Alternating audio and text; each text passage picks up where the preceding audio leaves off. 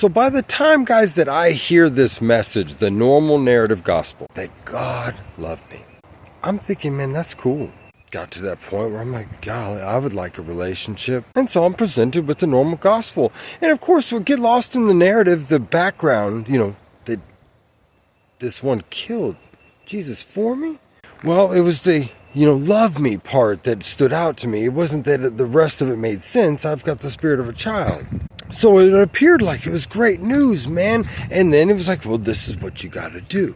And so I ran hard and fast, man, because I'm like, well, listen, man, you died for me. You took one for the team for me, because I grew up in the streets. I knew what it was like to trust somebody. So if Jesus did that for me, I'm like, whoa, dude, you're all in. And the whole, not reasoning that, wow, Daddy, you sent him to die. Anyway, I ran up and down the book, man. And Paul made sense of it. To me, I was like, oh, well, that makes sense. Justified by faith, apart from the works of the law. Well, I get it. Yeah. And it's all making sense to me. But the experience isn't. It's rigid. It's weird. It's strange. This is faith. But of course, I defended it because I believed, man. And I walked hard and fast until I said, this is bullshit.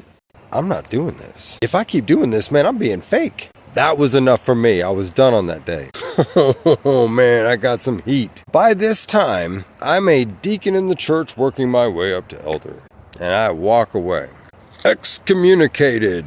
That's what the letter said. Oh, fair enough, man. Whatever, dude. I grew up in the streets. That's not honest. So I walked away, but check this out. This is the hardest part, man. I believed that God no longer loved me. And so, man, I shut down on my spirit. I was like, dang, man, I lost the best one who had ever been in anything because I desired Daddy. I didn't give a shit about God or weird stuff, man. I wanted the one who loved me. So now I just got kicked out of his building. So, of course, I thought, well, man, he doesn't love me.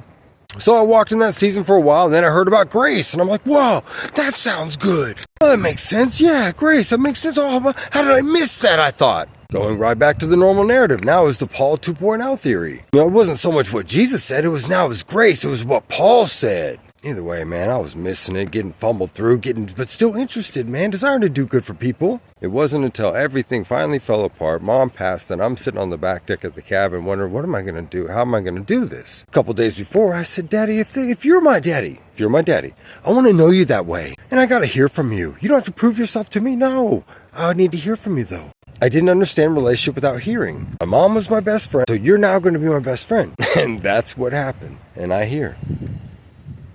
And what I've been taught is that, guys, my spirit's been hearing him the whole time. I simply didn't believe it at times. Now I do through experiencing walking with Daddy.